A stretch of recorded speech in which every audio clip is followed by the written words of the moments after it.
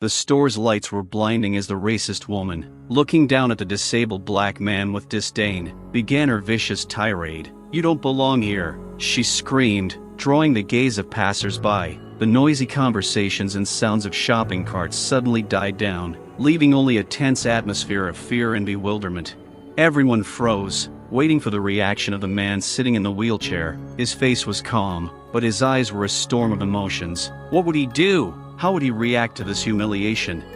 But his answer was unexpected. Instead of anger, he raised his head, and there was a strength in his voice that shocked everyone.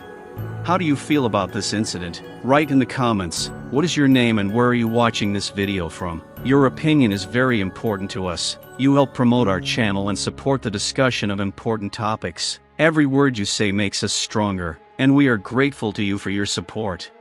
Enjoy watching. The sunny day cast a soft glow on the streets as a black man named Mark slowly rolled in his wheelchair to the entrance of his local supermarket. His heart was filled with hope and anticipation. He had been struggling in recent months, but today he was determined to do something for himself, buy some fresh produce and maybe treat himself to something sweet. The store was a familiar place. He often shopped there, interacting with the friendly salespeople and occasionally striking up conversations with other customers. It was his little refuge in a world where he could feel at home. Mark loved looking at the bright colors of the fruits and vegetables, catching their aromas. For him, it was not just a place to shop, but an opportunity to experience a piece of ordinary life. As he pulled in, he was surrounded by familiar sounds, the rustling of packages, people talking, and the quiet hum of refrigerators. He smiled, feeling light inside. Today is going to be a good day, he thought, making his way between the aisles. His wheelchair glided across the floor, and he felt confident despite his limitations. However, as he approached the produce section, his joy began to fade. He noticed that a group of people gathered near the shelves turned their attention to him. Mark tried to ignore their stares, but there was a note of judgment in their whispers. His heart began to beat faster. Still, he continued searching for fresh tomatoes and avocados when his attention was drawn to a tall woman with bright red lipstick. She stood at the edge of the aisle, her arms crossed defiantly. Mark felt the tension in the air increase. This woman clearly didn't mind the attention, and she seemed ready to make a move. "What a horror," she said loudly as Mark walked past without paying any attention to her. "Look who's come, just look at him." The words she spoke were full of contempt. Mark froze, not believing his ears. It was as if a flood of hatred had fallen upon him, and the whole world around him had become dark. A feeling of fear and anger flared up inside him. "Why me?" he asked himself, realizing that he did not have the strength to respond to this aggression. His hopes for a simple shopping trip were rapidly fading. Instead, he found himself in the middle of humiliation, and he didn't know how to react. But he still pulled himself together and decided to continue his shopping. Mark wanted to show that nothing could break his spirit. He felt some customers looking in his direction, and he tried to find support in their looks. But unfortunately, many simply turned away. Not wanting to give up his confidence to this woman, he took some vegetables and headed to the checkout, but her voice followed him, raising a wave of fear and tension. What a shame that people like him even have the right to be here. Her words were loud and aggressive, and at that moment he realized that this day would be a test not only for him, but for everyone around him. Mark knew that his reaction would determine not only his own future, but also how other people would perceive this situation. A small flame of hope still burned in his heart, and he was ready to fight the hatred, even if it meant being in the very eye of the storm. As Mark rolled past the produce section, a woman with red lipstick named Lisa caught his eye. She was one of those people who always look for a reason to start a conflict, to rise above others. Her aggressive nature was fueled by hatred and prejudice. And now, seeing a disabled man, she felt she had found the perfect target. Lisa couldn't help but notice how his wheelchair moved slowly past, and how he, despite his limitations, seemed confident and determined. It angered her. How could he look so calm when there were so many people around him ready to judge him? In her eyes, he was not just a man, but a symbol of everything she didn't like about this world. She paused for a moment, considering how exactly to address him. At that moment, a storm of thoughts descended upon her, and with each passing second, she grew more and more hateful. Why is he here? She thought. Why should I see him when, in her opinion, he has no right to be part of society? In her mind, he was a loser, burdened by his physical shortcomings, and this thought made her feel superior. Lisa crossed her arms and stepped forward, distancing herself from the other shoppers. She knew there would always be those on her side who would support her views, even if they didn't realize the full extent of their biases. Her gaze became sharp as a knife, and she said with disdain, "Look at him, what a disgrace." Mark felt her words roll down his spine like an icy stream. He slowed down, but his pride wouldn't let him stop. He knew that if he gave in, it would mean defeat. As people around him continued to shop, their eyes shifted between him and Lisa, as if waiting to see how this conflict would play out. Lisa, unaware that she was being noticed, continued to speak, heating up the situation. "He probably thinks he deserves some kind of respect just because he's here. Does anyone really think he has a place in this store?" Her voice grew louder, causing confused looks and even quiet whispers among the customers. Mark felt his heart pound as he listened to her insults. He knew that many people could simply ignore it, but he couldn't. He was the object of her hatred, and he wasn't going to remain silent. Lisa, noticing his hesitation, added, "Yes, that's right. Look, he can't even answer. He's just a moron." Her words caused several passers-by to laugh, and at that moment Mark felt that this woman embodied all the preconceptions and fears he had encountered throughout his life. But it was in this humiliation, in this flood of hatred, that he felt a surge of determination. Mark knew he was not alone. Images of the people who had supported him through the hard times came to mind, and that support gave him strength. There was a fire in his eyes as he turned to Lisa. "I'm not afraid of you," he said, his voice low and confident. Those words were the beginning of his fight, and he was ready to defend not only himself, but anyone who had ever suffered such humiliation. As Lisa continued to lash out with her words, he realized that this moment could not only be his test, but also the moment when hatred would meet courage. As Mark pulled himself together, he knew that every answer he gave would be important. Lisa, noticing his confidence, became even more angry. She was looking for a reason to attack, and her eyes were shining with excitement, like a predator who had found its prey. "You probably think that your disability is an excuse to come in here and disturb normal people," she said, raising her voice so that everyone around her could hear. Her words were full of malicious irony, and the crowd began to whisper, sinking deeper into the atmosphere of conflict. Mark felt his insides tighten. He knew she was playing to the crowd, and it gave her strength. He knew her comments weren't just about him, they were insults aimed at everyone who had ever suffered from bias. "Why did you even come here? You're just making trouble, or do you just want everyone to look at you?" she continued, not letting up. Each of her attacks was carefully calculated, and behind them was the desire to make him vulnerable. The people gathered around began to whisper. Some of them nodded, some nodded, but no one had the courage to intervene. Mark felt the weight of an invisible pressure pressing down on him, making his heart beat faster. "You have no right to be here. You are not in a state of mind," she said, and there was a disdainful note in her voice, as if she thought she had the right to decide who could be in the store and who could not. But it was at that moment, when the pain of her words penetrated deeper than ever before, that a fire lit in his heart. "I am here because I have the right to be here," he replied, trying to remain calm, but there was already determination in his voice.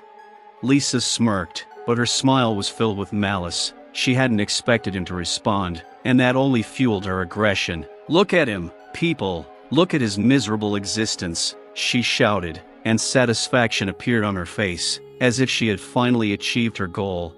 Mark froze, realizing that this situation was spiraling out of control. He saw some people in the crowd begin to lean in, whispering, and he felt like he was in a cage, surrounded by prejudice and hatred. He knew that everyone around him was waiting for his reaction, and his own determination became his only weapon. "You don't know me," he said, trying to keep his voice level, but anger was seething in his heart. "You don't know what I've been through. I'm not here to be the object of your hatred." His words, though quiet, were full of power, and at that moment he felt his voice begin to awaken the others. Some began to nod, others whispered words of encouragement to each other. Lisa noticed this and, feeling that she was losing control of the situation, began again, "Look at him. He wants you to feel sorry for him."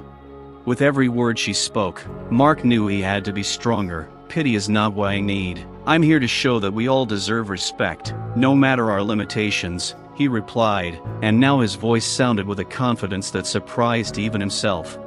Lisa froze, not expecting that answer. It was as if her sharp point of hatred had met an unexpected obstacle. The conflict she had been trying to develop had suddenly become something more. It was not just a confrontation between her and Mark, it was a clash of values, in which defeating prejudice and hatred was more important than personal attacks.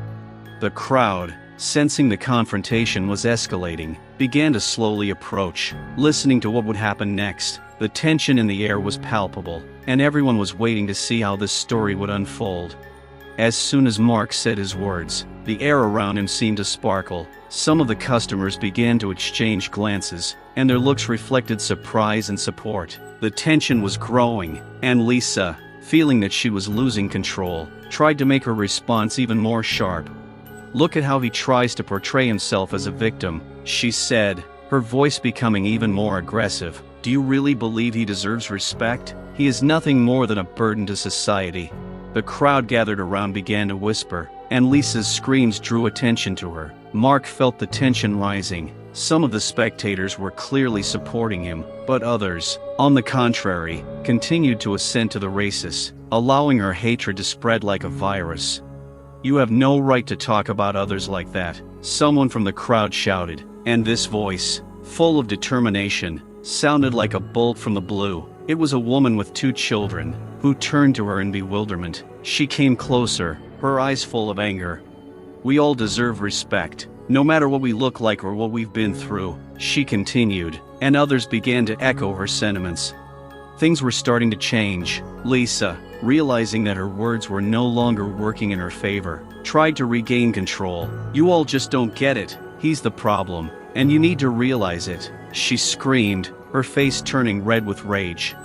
But instead of scaring, her words only bolstered Mark's support. People began to gather around, and some began to express their thoughts about hatred and prejudice. "He's not the problem. You're the problem," shouted a bearded man who stepped forward, pointing at Lisa.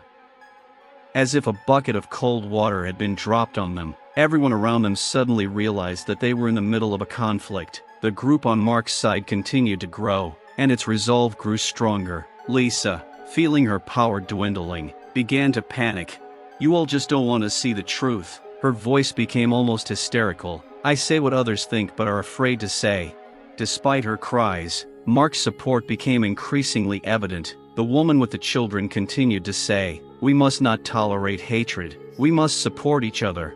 Mark felt hope rise in him. All these people around him, who might have just been passing by before, were now becoming his allies. He looked up, meeting the eyes of several of them, and it gave him strength.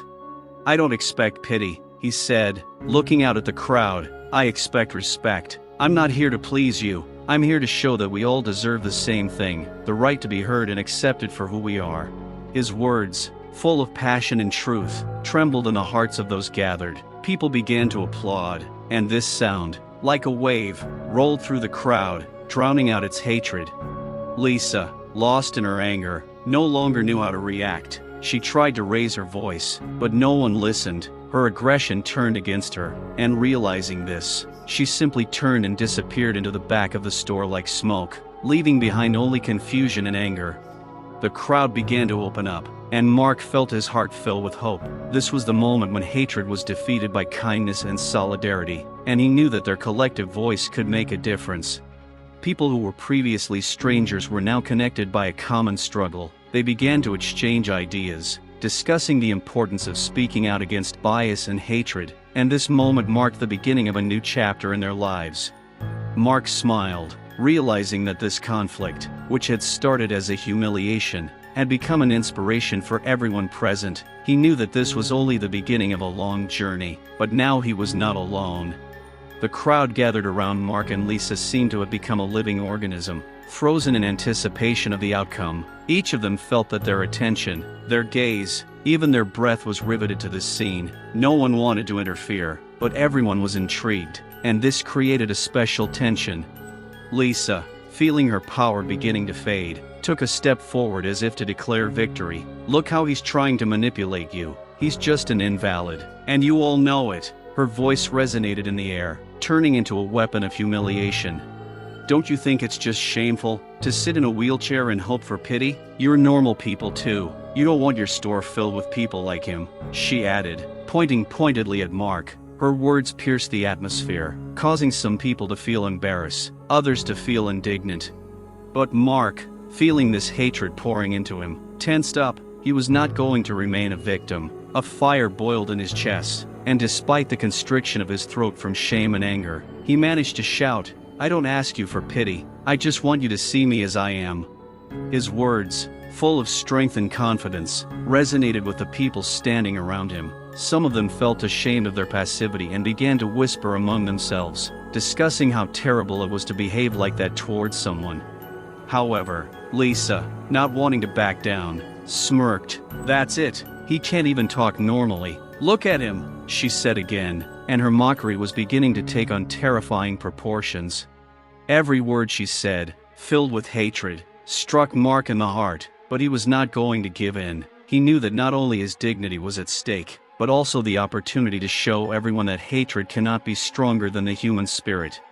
"I can talk, I can act, and I'm not here to complain, but to show that my limitations do not define me." His voice grew louder, his confidence growing with each phrase. The crowd, sensing his determination, began to respond. Some began to quietly applaud, supporting him. It was like a fresh wind that was blowing out from under a heavy sky of hatred. Lisa noticed her support beginning to dissipate, and it only made her angrier. "You are all blind. You do not see who you are dealing with. He just wants you to feel sorry for him," she shouted in despair, but her words no longer had the same force. Some people began to get indignant and openly express their support for Mark. At that moment, he realized that this fight went beyond his personal conflict with Lisa. He became a symbol for anyone who had ever faced prejudice and hatred. A fire of determination appeared in his eyes, and, inspired by the support, he continued, "I am not alone. We can all be stronger when we support each other." Lisa, feeling that she was losing control of the situation, tried to attack again. "Do you really need to listen to him? He doesn't deserve your attention." But it was too late. Her words no longer caused the reaction she expected. The crowd began to unite around Mark, and in that unity there was a sense of strength. All these people, regardless of their race or social status, began to realize that true strength lies in support and solidarity. And so, the humiliation Lisa had tried to inflict had turned against her. Mark felt his pride grow and his heart fill with hope. Changes were happening around him, and he knew that this moment would be significant not only for him, but for everyone in the store. Mark's words came out of the blue, and despite his confident voice, there was a storm of emotions raging inside him. Every reproach from Lisa was like a blow, causing his heart to clench in pain. He felt her hatred seeping into him, causing not only anger but also despair. As people gathered around him in groups, supporting him, Mark noticed that some of them had expressions of confusion. They had probably never experienced anything like this before, and their attitudes toward disabled people, toward people different from them, were suddenly being questioned. He saw their eyes darting between him and Lisa, as if they were trying to decide who they should be with. With each new insult the racist uttered, Mark's rage flared. He knew that her words weren't just empty words. They represented all the hatred and prejudice he had faced throughout his life. Lisa's words weren't just about him. They were labels that were applied to anyone who didn't fit into her narrow sense of normal. "Why don't you understand?" he repeated inwardly, feeling his anger building like a storm about to break out. Every time Lisa said something derogatory, he imagined her words affecting not only him, but everyone who had ever experienced such humiliation. "You're just like everyone else," he shouted, not holding back his emotions. "You don't see a person, you only see your own hatred." Lisa smirked, and her cold gaze showed that she was enjoying this power. She was not going to back down. "Oh, look at him, he can't even control his emotions." Her voice sounded as if she was just waiting for this moment to step forward and break him completely. But at that moment, when her words caused a new wave of despair, something changed in Mark. Instead of giving in to emotions, he suddenly felt himself finding inner strength. "You think your words can break me? I will not become a victim of your hatred," he said, and now his voice was more confident than ever. The crowd around which this drama was taking place began to watch his reaction more closely. Some began to whisper words of encouragement. He could see in their eyes that they were becoming increasingly aware of how deeply hatred could hurt. But Lisa wasn't going to give in that easily. "You have to understand that people like you will never be part of our society," she screamed, her words full of rage and contempt. She waved her arms, attracting the attention of even more people. "You don't understand," Mark responded, his anger now more constructive. "I'm not looking for approval from you or anyone else. I'm here because I have a right to be here, and I won't let you make me feel inferior." The despair Lisa had tried to create began to crack. She felt her power slipping away. Like magic, she realized her hatred was no longer working. Voices of support from Mark began to rise around her, and it only made her angrier. "You're all just a bunch of brainless idiots," she shouted, her face red with anger, but her words, as before, fell on deaf ears. Mark continued speaking, his confidence growing with each word. "We are all human. We have dreams, hopes, and aspirations. I will not let you ruin who I am, and I am not alone. We are all here, and we will fight to be heard." Every word he spoke was a challenge, and it spurred on those around him. The crowd began to support him, and their eyes reflected a change. They began to understand that this wasn't just his fight, it was the fight of everyone who had ever been prejudiced. Mark sensed that this moment could be a turning point. His despair and anger became his strongest allies, pushing him to action. He was no longer just an object of attack. He was a voice for those who could not or did not know how to resist hatred. At this critical moment, he looked at Lisa, and in his eyes there was not only anger, but also a willingness to go all the way. She may not have realized it, but right now he had become a symbol of resistance, and he was not going to give in. The situation in the store was getting more tense with each passing minute. Lisa, realizing that her words were no longer finding a response, decided to move on to more aggressive tactics. She looked at Mark, who, despite the humiliation, continued to stand his ground. This only fueled her hatred, and she was ready to go all the way. "Look at him," she screamed, pointing at Mark. "He thinks he can make a difference here just because he's in a wheelchair. You all believe his lies." Her voice was a wild scream that was meant to intimidate, but instead only served to anger those around her. The crowd, once cowed by her words, now saw Lisa losing control, but she wasn't about to back down. "Do you really want to support him? Do you want this man to represent you?" she continued, her face twisted in anger. Mark felt his patience stretched to the limit. He knew her provocations were designed to make him give in, to make him angry and desperate, but he wasn't going to give in. Instead, he focused on remaining calm and confident. "I'm not here to disappoint you, Lisa," he said, his voice quiet but determined. "I'm here to show that each of us is worthy of respect, no matter what we look like or where we are." Lisa snorted. "That's ridiculous. You think your words will change anything? You're just an invalid trying to get attention." Her voice was full of contempt, and she continued to build up the tension, trying to elicit an emotional response. "Society needs to change, and you can't stop it," Mark replied, feeling the energy growing inside him. He knew that every attempt by Lisa to humiliate him only strengthened his resolve. Lisa, feeling that her words were not working, took another step. She came closer, looked into his eyes with a challenging smirk. "How can you even dream of something more? You should be grateful that you were even allowed into this place," she said sarcastically, trying to hurt him on a deep level.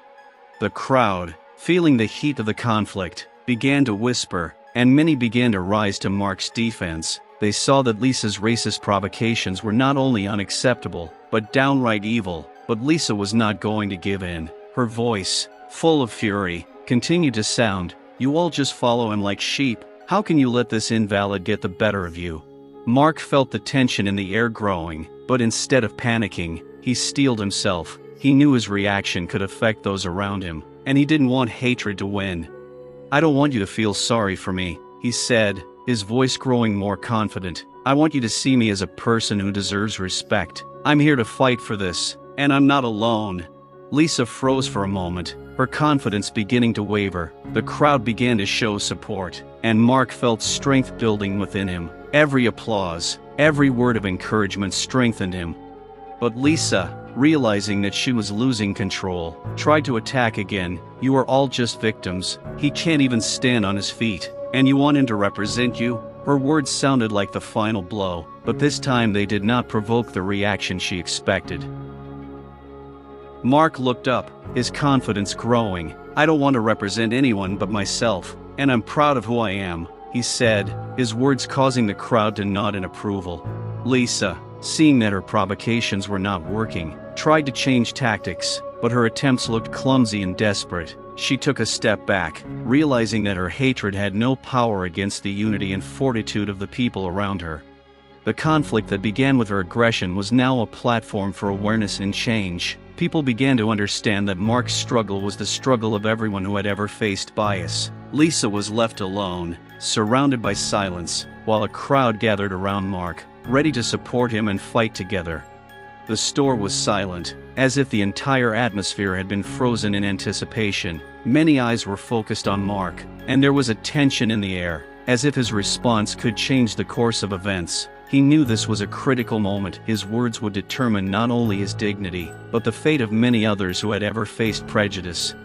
Mark stood there, surrounded by silence, and felt his heart beating faster. He looked into Lisa's eyes, which were filled with bewilderment and anger. Her angry words, her attempts to humiliate and ridicule him were reflected on the faces of those around him, and he felt the full weight of their anticipation.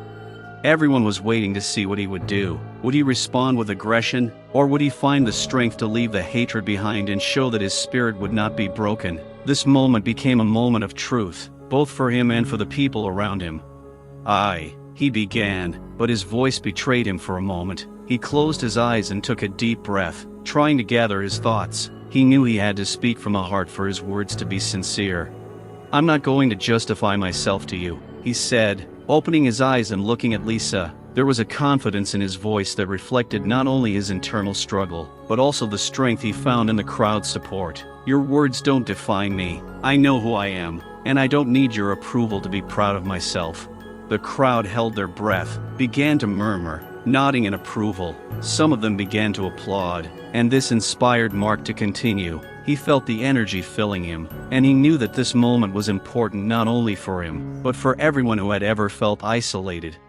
Lisa, realizing that her provocations were not working, began to panic. "You don't understand. He can't be one of you." Her voice sounded more and more hysterical, but this only increased the support, and more people began to show solidarity with Mark. "We understand what it means to be human," someone from the crowd shouted. The words sparked a new fire. Now people began to talk openly about their own experiences, their fears, and the prejudices they faced. Mark noticed several people in the crowd sharing their stories. "I was the butt of jokes when I first moved to a new city," one young man said, "but I learned to stand up for myself." His words made others feel like they weren't alone in their experiences. Mark paused, watching the atmosphere change. He realized that his words were starting to have a domino effect. Each new voice supported the idea of unity and strength. He continued, "We are all different, but that is what makes us stronger. Our strength is in our diversity."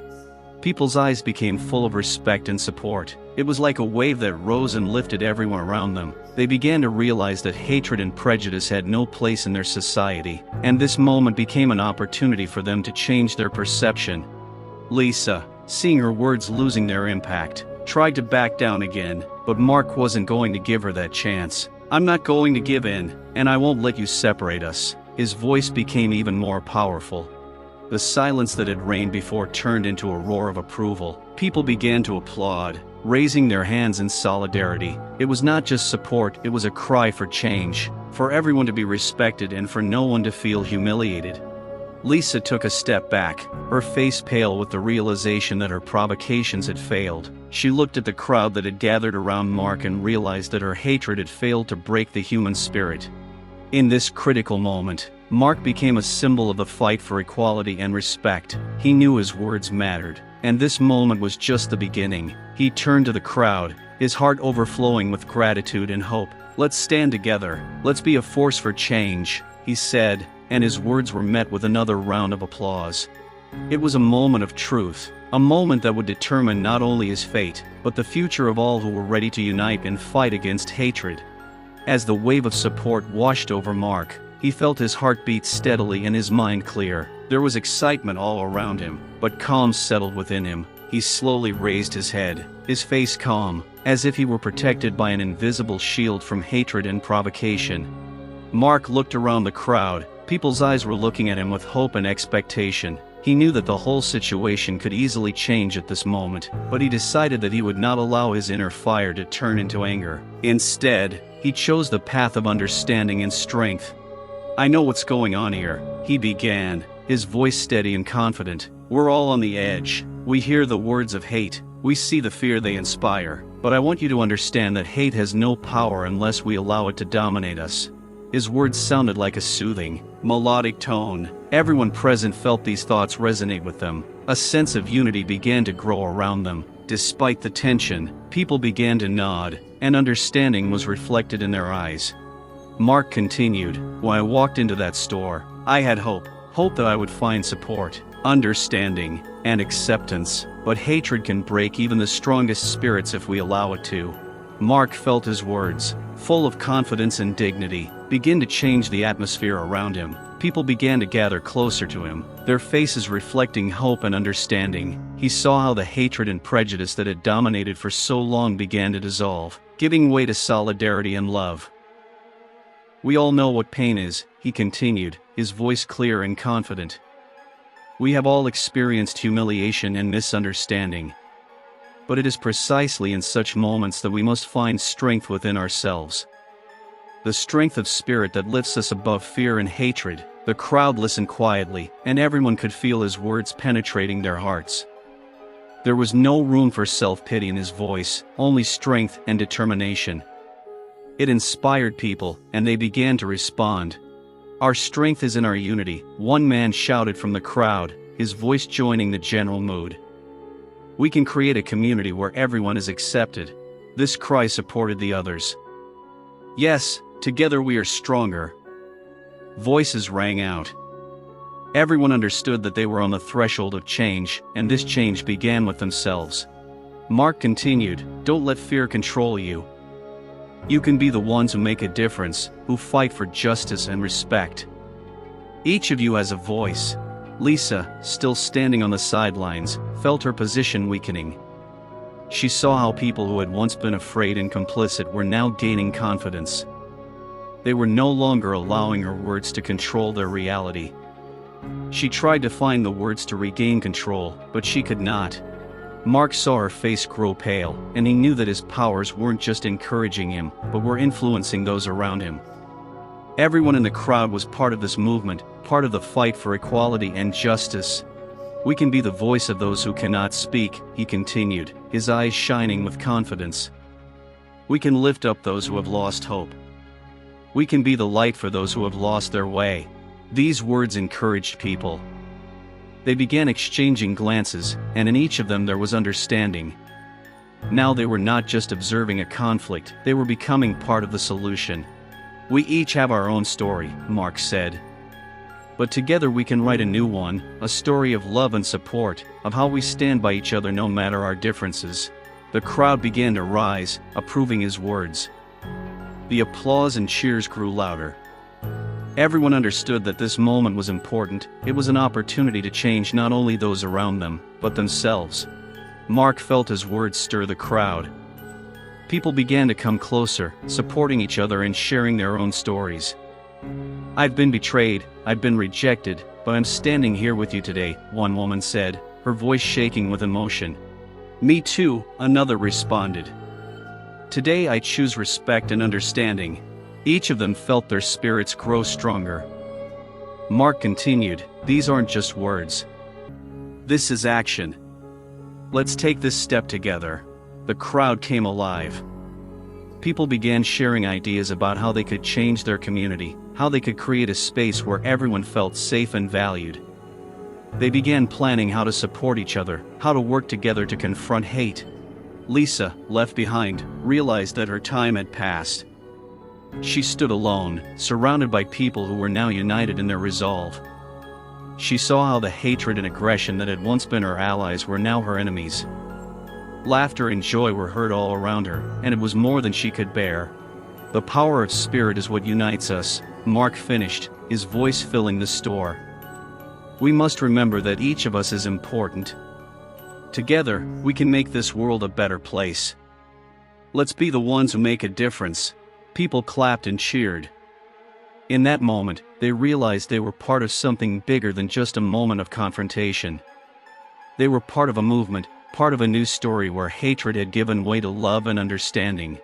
Mark smiled, realizing that this day was not just his victory, but the victory of all who chose the path of unity and support. And at that moment he knew, the fight continues, but with such fortitude, they can cope with any challenge. Lisa, standing on the other side of the crowd, felt her words and actions begin to lose their impact. Her angry expression turned to bewilderment when she saw that Mark was not responding to her with aggression, but rather with peace and understanding. "You shouldn't feel guilty about who you are," Mark told the crowd. "We all have the right to be ourselves. We may be different, but that doesn't make us any less important or worthy of respect." He noticed how some people began to rise from their seats, their eyes shining with tears.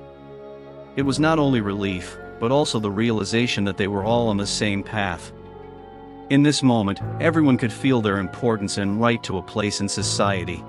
Mark continued, "I may be disabled, but that doesn't define me. I am human, I have dreams, I have hopes, and I am capable of so much. And I know many of you feel the same way. Don't let anyone take that power away from you." The crowd began to applaud even louder, raising their hands as if to support his words. Mark felt their energy wash over him, and it gave him strength. "The hatred we feel must be met with love and understanding," he continued, feeling his calm become a bulwark for those around him. "We must not allow hatred and prejudice to rule our lives. Instead, let us unite and protect each other." Lisa, now completely out of control, screamed in an attempt to regain her position, "You just don't understand. He can't change who you all are." But her voice lost its power. Instead, the crowd, overcome with new emotions, began to chant, "We are together. We are together." The words sounded like a mantra, penetrating the hearts of everyone present. Mark knew he had to use this moment to build unity. He raised his hand for silence, and all eyes turned to him again. "Let's remember that we can change this world, starting with ourselves. We can create a brighter, fairer future if we stick together." The calm he exuded began to affect people. They felt that they were not just observing a conflict, but were part of something bigger, a movement capable of change. This was more than just a moment. It was the beginning of a new era of understanding and solidarity. Mark looked at Lisa, his eyes meeting hers. He felt that she needed to understand that hatred would not make her stronger. "I don't want to hate you, Lisa. I want you to understand that we can all be part of something beautiful if we are open to each other." His words left an imprint. Lisa, shocked, realized that her hatred no longer worked. She stood surrounded by people who, despite her aggressive attempts, chose the path of love and respect. At that moment, Mark felt all the tension that had been there before begin to dissolve. He knew that his calmness and confidence had become a powerful tool that could change the atmosphere around him. People around him, seeing his inner strength, began to believe in themselves and that they could change the world. The calm he found was infectious, and it was at that critical moment that everyone who was there became part of the change that was happening before their eyes. As Mark continued to speak, the excitement in the crowd reached its peak. Each of his words seemed to awaken inner feelings that had remained suppressed until that moment. People began to realize how wrong they had been in their judgments, how quickly they could succumb to hatred and prejudice. Many people's eyes met, and there was a sense of realization in each of them. Some began to murmur, sharing thoughts about how easily they had allowed their fears and stereotypes to take over. "I never even considered what it might be like for him," one young man said, his voice full of remorse. With every word Mark spoke, the atmosphere changed. The hatred that had once reigned here gave way to understanding. People began to remember their own mistakes, the times when they might have been indifferent or even actively biased. They realized that this was not just a conflict between two people, but a reflection of what was happening in society as a whole. "We've all made mistakes," Mark continued, his voice full of compassion, "but recognizing your mistakes is the first step to change. Instead of continuing the cycle of hate, let's start a cycle of understanding." The crowd responded to his words, nodding and listening. People's faces gradually changed. Some began to blush with shame, others sought support from their friends, At that moment, they realized that their previous views of the world had been distorted. "I was the same way," said one man standing in the front row. "I gave into stereotypes without thinking about the consequences, but now I realize how stupid and dangerous that was." The man's words sounded like a call. People began to openly share their experiences. "I didn't know what it was like to be the object of hatred," said a young woman, her voice shaking with emotion. "But now I see how important it is to support each other instead of tearing each other down." Mark felt his heart swell with pride. He knew that this turning point not only changed the atmosphere in the store, but could change people's lives. Each of them was now ready to open up, start a dialogue, and take steps toward each other. "Don't be afraid to admit your mistakes," he continued. "It makes us stronger. Accepting your shortcomings is a step towards improvement, an opportunity for growth and understanding." The crowd slowly became one, united around the idea that they could be part of change. Their every look was one of learning, growing, and supporting each other. "We must be the voice of love, not hate," someone said, and that became the motto of the moment. Lisa, still standing on the edge, realized that her time had passed. Her words no longer carried weight, and she witnessed her hatred gradually losing its influence. She felt her own beliefs begin to crumble under the pressure of realization. Mark looked at her with understanding. "I don't want you to feel rejected, Lisa," he said, his voice full of compassion. "We can change this world if we just start to understand each other. You don't have to stay in this darkness." Those words were a key to understanding for many. Lisa looked out over the crowd and saw people who might once have been her allies, now united in the fight for equality and respect. She felt her own heart fill with doubt and fear. Maybe she was wrong. The crowd began to realize that the fight against hate began with each of them. They could change their environment, support each other, and become allies. At this point, everyone understood that their voices could be instruments for change. "We are not alone," one of the men said, his voice now confident. "Together, we can make sure no one feels alone or humiliated." With this realization in the air, the tension began to dissipate. Each participant became part of a movement where solidarity and understanding prevailed over hatred. This was their turning point, their opportunity to write a new chapter in their story, a chapter of love, respect, and support. Mark, standing before the crowd, knew that something more than dialogue had happened in that moment. There was a sincerity that connected hearts, and he knew that together they could move forward, building a society based on respect and understanding. The crowd, inspired by new understanding, waited. All eyes turned to Mark again, but he knew that now was the time not just to speak, but to share his experience. He turned to Lisa, who stood to the side, tense and restless, and sensed that her voice still needed to be heard, but only in the context of understanding and humanity. "Lisa," he began, his voice calm but confident, "I want you to know what it's like to be the one you've been putting down. I'm not just a wheelchair user. I'm a human being, just like you. I have dreams, desires, and fears." There was power in his words. He continued, his eyes never leaving her face. "When I was little, I was told I was special, but at the same time, I felt like my life would always be harder than others. When I was diagnosed, it was a real challenge for me. I faced invisible barriers, and people like you were sometimes the ones who pointed out my shortcomings." The crowd began to whisper, feeling each of his words penetrate their hearts. Mark took a deep breath, continuing, "Every humiliation is not just a word. It is a scar that stays with us. I struggle with it every day, and I learn to accept myself as I am. But when someone tells me that I am less than others, it hurts. It makes me feel unbearably alone." Lisa listened to his words, and tears welled up in her eyes. She may not have realized it before, but now she felt that her actions had truly hurt. Mark continued, "I want you to consider what your behavior says about you. Your hateful words not only humiliate me, they show how caught up you are in your own fear. And that doesn't make you strong, it makes you vulnerable." His words resonated in the hearts of those gathered, and they began to realize that any of them, no matter their experience, could relate to similar feelings. "I don't want to hate you, Lisa. I want you to understand that each of us deserves respect, even you."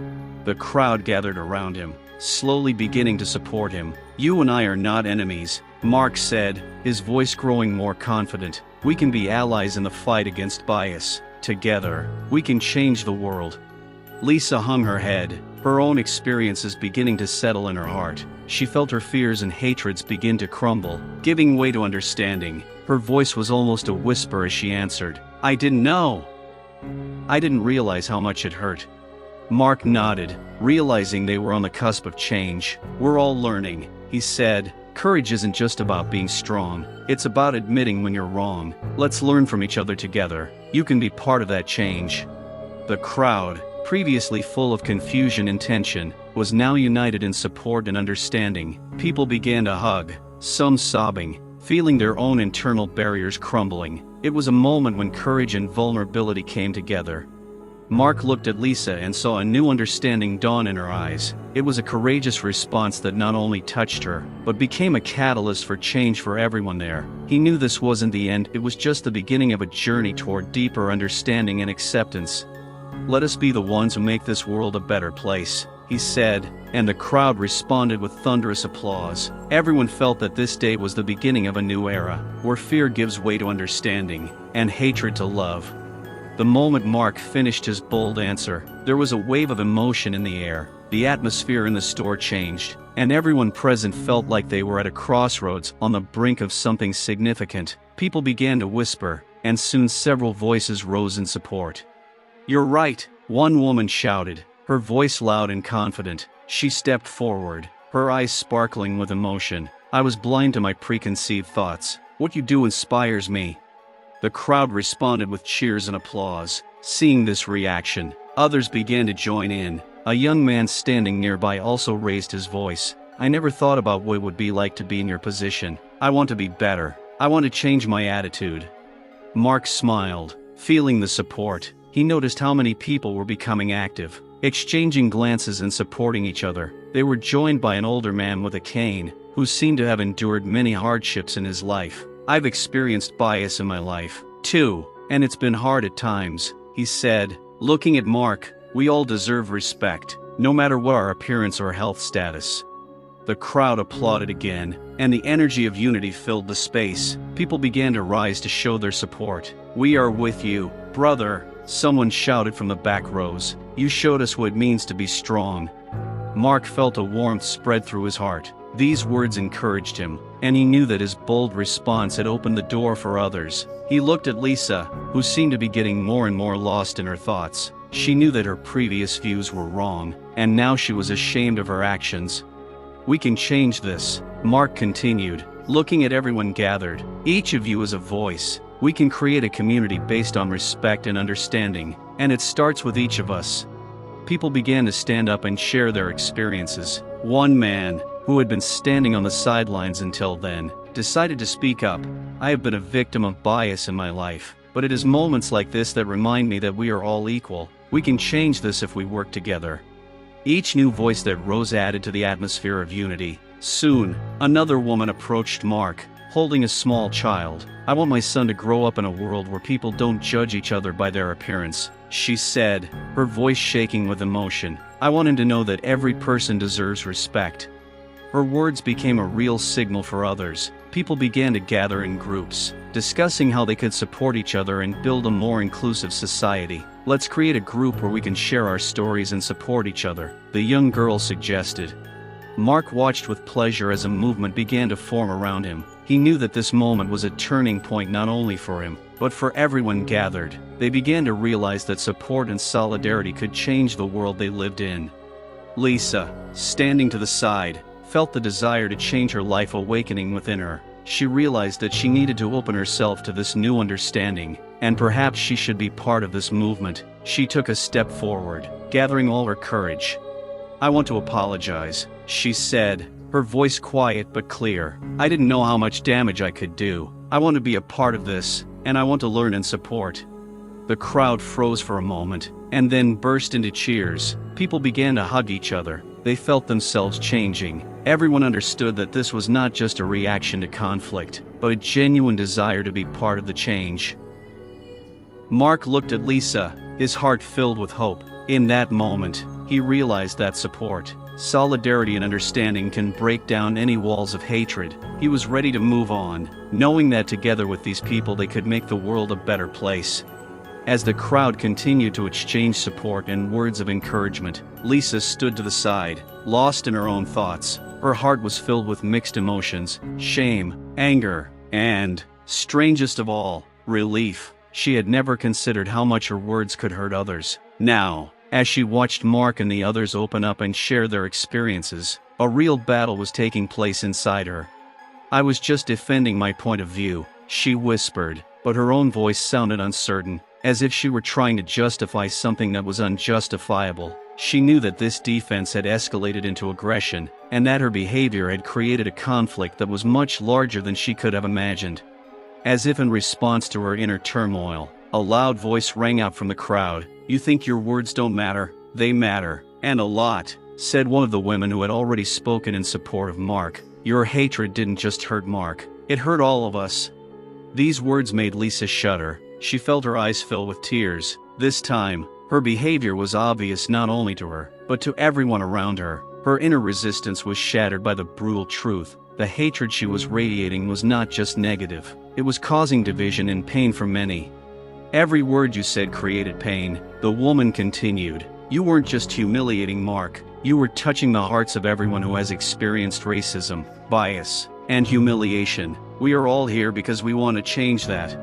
Lisa wrapped her arms around herself, as if trying to protect her heart from the truth. She knew her actions had consequences, but it was a real blow to realize that those consequences were so profound. She had seen so many of Mark's supporters willing to forgive, but to forgive was not to forget. To forgive was to understand that change was possible.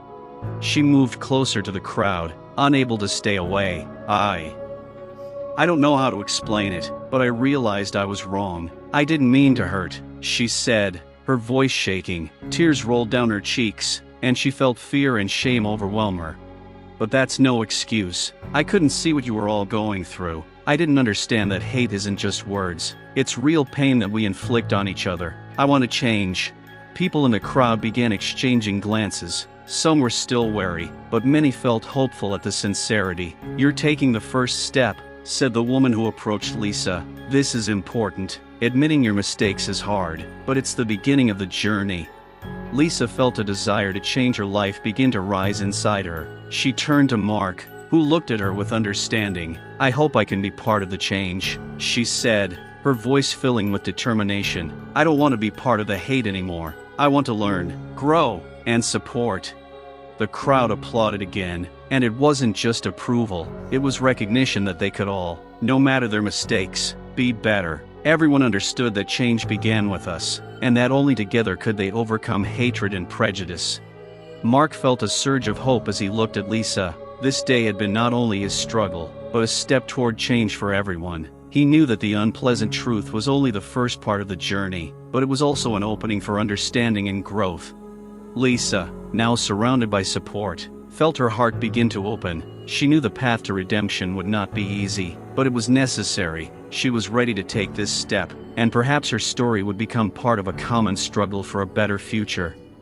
The air was still thick with emotion after Lisa's revelation. The crowd slowly began to realize that each of them might be subject to some degree of bias. People's faces changed, some frowned, some became thoughtful, and some simply rubbed their eyes, trying to process what had happened. "I never thought my words could hurt so much," a woman in the group said, sounding hesitant. "I always thought I was just defending myself, but now I see how it can hurt others." The crowd sat in anticipation as she continued. "I grew up in an environment where I was taught to be afraid of people who were different from me. I thought that made me strong, but it actually made me weak." The woman's words were a revelation. People began exchanging glances, realizing that they might have had the same thoughts. A young man who had previously been a vocal supporter of Mark said, "I also never thought about how my jokes might be received by others. I thought it was just humor, but now I realize that it might hurt someone more deeply than I thought." Others began to actively discuss their own views. One older man stood up and said, "I've spent my entire life looking at people through the lens of stereotypes. I thought I was protecting my family, but now I see that these very biases have been dividing us. I don't want my children to grow up in a world where hatred and fear are the norm." The crowd became noisy, and many began to share their experiences. Different voices merged into one, where everyone felt the need to speak up. "We need to start a dialogue," said a woman with brightly colored hair. We need to openly discuss our fears and biases so we can figure out how to overcome them." The thought caught everyone's attention. People began raising their hands to speak up, and each new voice added strength to the overall message. "I didn't know my hate could impact others like this," one girl said. "I need to be more open and learn from those I once considered different." Each new revelation sounded like a confession. These confessions were the beginning of change, the inner work that everyone needs to do to combat their own biases. Mark looked at this with hope. He understood that even the smallest steps could lead to big changes. "We can create a group where we share our stories," the young woman suggested. "It can help us understand each other better and get rid of our fears. We must learn to be more sensitive to the feelings of others." Mark nodded, his heart swelling with pride. He saw conversations becoming genuine and real. People were beginning to realize that understanding and openness were the keys to breaking down the walls of prejudice. The crowd, once divided, was now united in its desire for change. Everyone understood that this was not just a discussion, it was a movement towards a better future. They began to understand that every small change in their own views could affect those around them and perhaps the world at large. "I'm ready to work on myself," someone in the back row said. "I want to be an example for others so they can change too." These words caused a wave of approval and support. Everyone felt that in this moment they were becoming part of something bigger. Mark, standing before the crowd, felt that his struggle had not been in vain. These changes in opinion, these conversations and revelations were creating space for mutual understanding. He knew there was still much work to do, but it was already beginning to bear fruit. And at that moment, everyone present understood, change begins with them. Everyone could become an agent of change, and they were ready to go this way together. Lisa stood in the center of the action, surrounded by the attention of the crowd. Her heart was pounding in her chest, and her thoughts were in a jumble. She expected that after her first words, everything would go according to a familiar script. People would agree with her point of view, or at least not openly oppose it. But instead, something completely different happened. At first she felt shock. People's looks, previously full of disapproval and condemnation, were now full of support and understanding. Each new voice that rose in Mark's defense seemed like a punch in the face. Lisa could not believe that those who had recently remained silent or agreed with her suddenly began to condemn her behavior. "How can they betray me so easily?" she thought, looking at the faces that had previously admired her verbal attacks. The thought caused anger to build within her. Quickly, her self-confidence crumbled, leaving only a sense of panic and rage. "You all just don't understand," she blurted out, her voice sharp and broken. "These aren't just words. I said what many people think but are afraid to say." Lisa tried to maintain control, but her breathing became rapid. She suddenly felt like she was losing ground. One of the women turned to her. "But that doesn't justify your hatred, Lisa. You could see that our fears are based on prejudice. Why can't you see that?" These words caused a new wave of rage in Lisa. She saw in their eyes not only incomprehension, but also condemnation. This was something she did not expect. Lisa clenched her fists, and a mask of aggression appeared on her face. "I'm not going to listen to you," she shouted, her voice echoing in the store like a bolt from the blue. "You're all just a flock of sheep following the fashion of tolerance," she added, her words filled with hatred. She couldn't believe that the people she considered her allies were now her adversaries. Lisa felt her fear and insecurity turning into aggression, and this emotional chaos made her say increasingly crazy things. "You don't know what real life is. You live in a bubble, protected from reality," she continued, trying to justify her rage. But deep down, Lisa knew that her words had no power, and that those around her had already begun to see her true face. This realization only intensified her anger. As Mark and the others continued to share their stories, Lisa watched them with hatred, but also horror. She couldn't understand how her world could have collapsed so quickly. Each new response only added fuel to the fire of her discontent. She felt isolated and alone, as if everyone had turned their backs on her. "Why can't you see that I'm just defending myself?" she cried, but even she knew that her words now rang hollow. Lisa began to realize that her aggression and hatred were not a defense, but merely a manifestation of her own fears. At this point, quiet conversations began to be heard in the crowd. People began to exchange opinions about what was happening. "She's just not ready to accept the truth," someone whispered. Lisa felt the disapproval of the eyes on her, and this only increased her inner turmoil.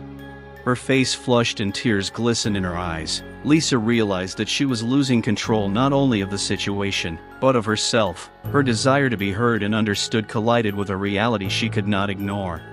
I just wanted you to understand, she said, but her voice was shaking and her confidence was fading. It almost sounded like a confession, but she didn't know how to say it properly. Mark, looking at her, realized that her reaction was not only angry, but also fearful. It was another reminder of how difficult it can be to change your mind and how difficult it is to accept your role in the conflict. He knew that this moment could be a turning point for her, too, if she decided to take a step toward understanding.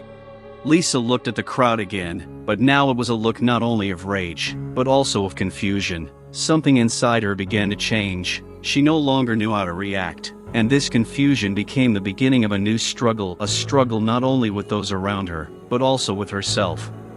There was tension in the air, but it was gradually replaced by something greater, a desire for unity. People in the store began to unite, and this cohesion became a powerful force. Each of them felt that they were not just spectators in this conflict, but participants in something important. Mark, watching the scene, noticed a support group gathering around him. Different people, with different stories, now standing shoulder to shoulder, ready to stand up for justice. He saw a familiar face. It was the woman who had expressed her dissatisfaction at the beginning of the conflict. Now she came closer, and her voice sounded confident. We have to support him. This is not just one person. This is a symbol of the fight against hatred.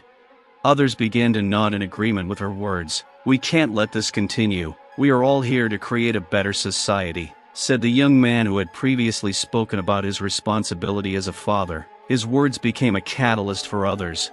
Let's do this together, said an older man who was also standing in the crowd. We have the power to change everything. Let's show that we are united in our pursuit of justice. He raised his hand, urging everyone to join his initiative.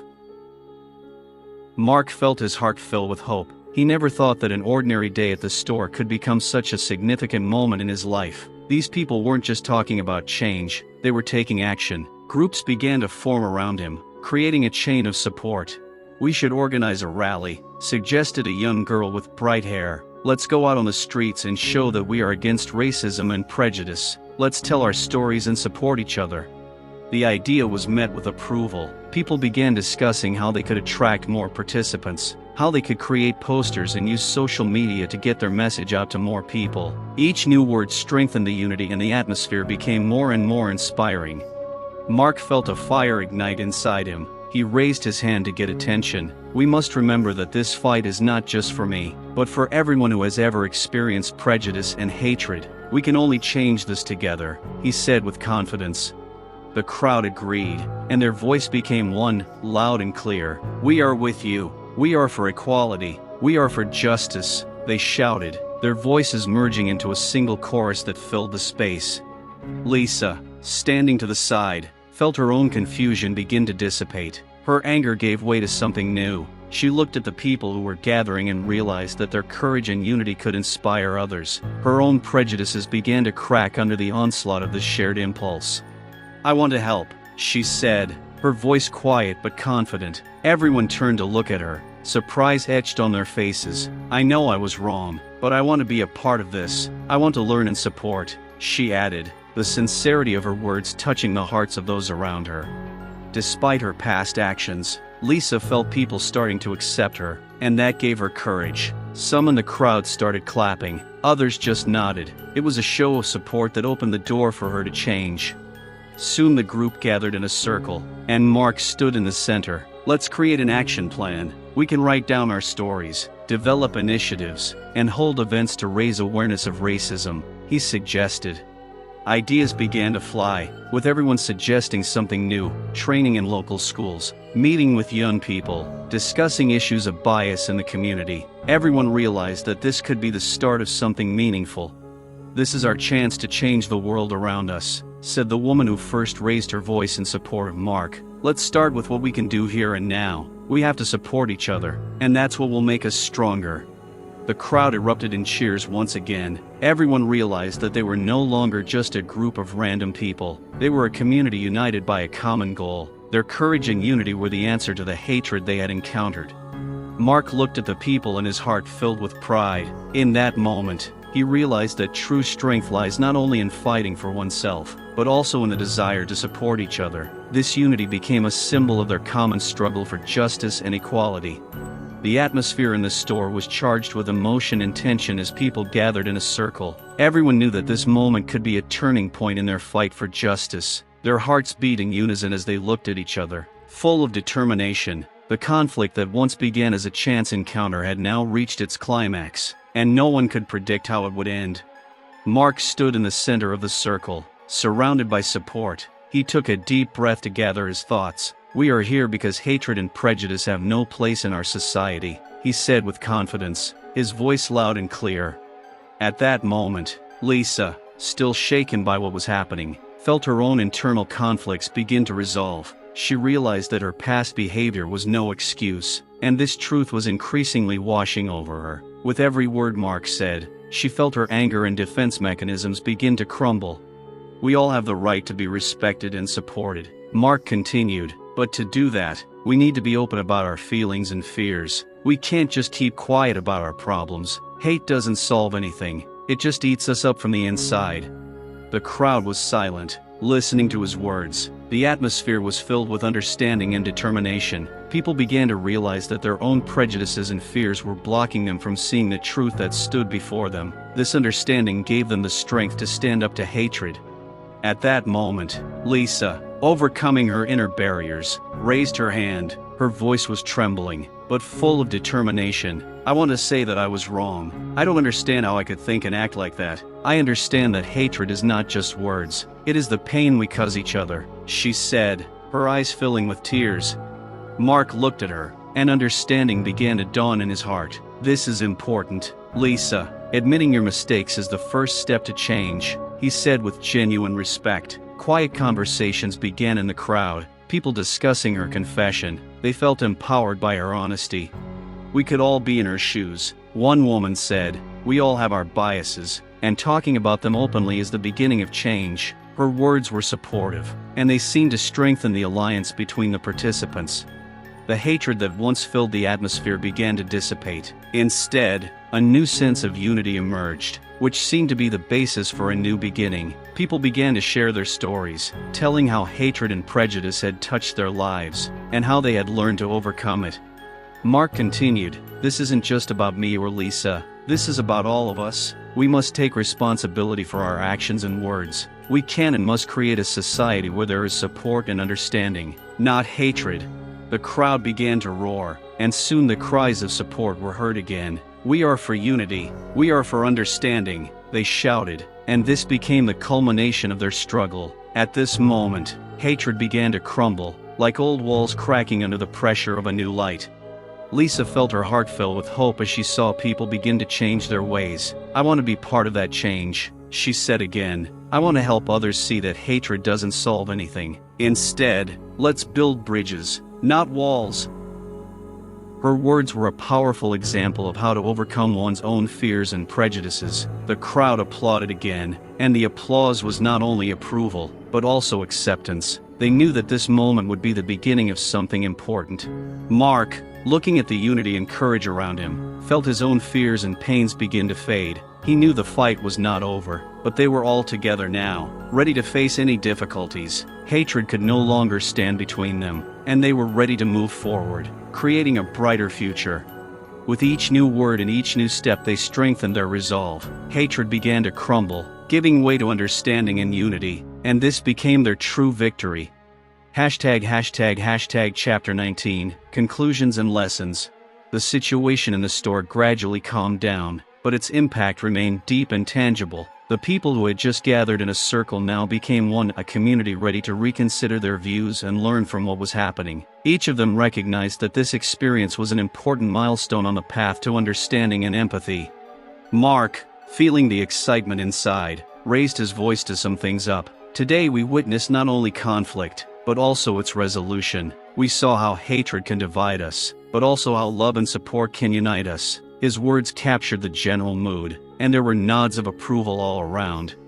Lisa, standing next to Mark, felt compelled to speak out. "I realized that hatred only breeds more hatred. I thought my aggression was protecting me, but in reality it was isolating me from those around me. I learned that true strength comes from being open and vulnerable. Her words were full of sincerity and sacrifice, and they resonated with people.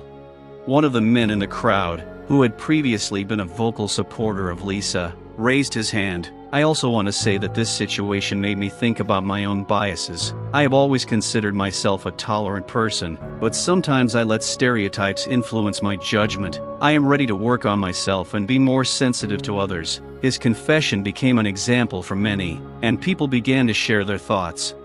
The woman who first spoke up for Mark added, "This experience has taught us that we can all make mistakes. We have to be willing to accept other people's opinions and learn from our mistakes. Each of us can be a voice for change." This woman's words began a new dialogue, and others began to speak up, sharing their lessons. The group soon discussed how they could support each other in the future. We could organize meetings to talk about biases and fears. One of the girls suggested, "We should create a space where everyone can openly express their thoughts and feelings." The idea was met with approval and encouragement. People began to propose concrete actions, holding educational workshops in local schools, protesting racism, creating online platforms for sharing stories. Everyone understood that their efforts could help change society for the better. Mark noticed that more people had gathered around him, and this inspired him. He remembered how he had once felt isolated and helpless, but now there were people around him ready to support him. "We have to remember that change starts with us. Every little action counts," he said. By this point, the atmosphere in the store was one of support and cooperation. People hugged each other, expressing support, and this physical closeness became a symbol of unity. Everyone understood that they were not alone, and together they could do more. Finally, someone suggested taking a photo to remember this important moment. People began to gather and everyone stood together, hugging each other. This photo captured not only their faces, but also the spirit of unity they had created. Each participant knew that this moment would remain with them forever, as a symbol of their fight for justice. When it was all over, Mark felt like this day had been a lesson not just for him, but for everyone there. He realized that despite differences and fears, people can come together for a common goal. Each of them would take away lessons that would change their lives and the lives of those around them. "We can make the world a better place," he concluded. "It takes effort, but together we can overcome any obstacle." His words summed up the meeting, and people, going home, felt like they were not just spectators, but participants in something bigger. Each of them knew that the lesson learned from this situation would live in their hearts, reminding them that hatred can only be defeated through unity and support. And with this knowledge, they were ready to move on to change the world around them. In the days since the gathering at the store, everyone has continued to reflect on the lessons learned from that tense but important event. The city has been abuzz with conversations about racism and bias, and many have begun to rethink their views on the issues. Mark, sitting in a cozy cafe, reflected on how his perception of the world had changed. He remembered the faces of the people who had come to support him, and the hearts that had opened to understanding. The experience had been a revelation for him, reminding him of the importance of confronting hatred, even when loneliness seemed to be the only way out. Each of us has a right to dignity and respect, he thought as he watched the people pass by. The words he had spoken that day echoed in his head. Hate doesn't solve anything. He knew that this was not just a phrase, but a profound truth that should become the basis of their actions. Lisa, trying to find her own path to redemption, actively participated in the conversations that were happening in her community. She decided to use her knowledge and experience to help others understand the importance of fighting bias. "I want people to see that even one voice can make a difference," she said at meetings, her confidence growing with each passing day. Meanwhile, the group of people gathered at the store organized protests against racism that attracted media attention. They shared their stories, held workshops, and taught young people about respect and understanding. Each new action strengthened their unity and reminded them that they could be agents of change. Mark recalled how isolated he had felt before this meeting. Now that he saw his community come together, he realized that there is strength in unity and support. This realization inspired him to take action to spread the message of love and understanding. "We can't be indifferent," he thought as he scrolled through news feeds filled with stories of similar incidents. It wasn't just about what happened in the store, but about the larger context of fighting hate. Every time he heard about a new wave of bias, his heart sank. but he knew they had started a movement, and it would continue. Soon, a conference about racism and bias was held in their city. People from all over the country gathered to share their stories and experiences. Mark and Lisa were invited to speak, and their words became a powerful call to action. "There are choices we make every day," Mark said from the stage, looking out at hundreds of faces. "Each of us can choose to be supportive, understanding, and loving, and that's a choice we have to make together."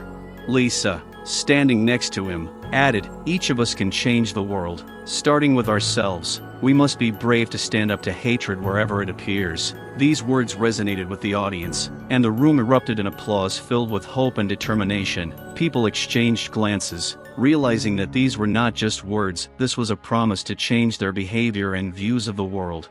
After Mark and Lisa finished their speeches, they walked outside to a crowd of people. Many of them knew their story and were showing their support. It was a reminder that they were not alone in their struggle. This community became a symbol of hope and change. At that moment, Mark understood that true power lies not only in individual actions, but in the collective desire for a better world. He realized that each of them is a note in a great symphonic work that must be performed to create harmony. "We continue the journey we started in the store," he said, his voice filled with determination. "Every action we take matters, and together we can make the world a fairer place."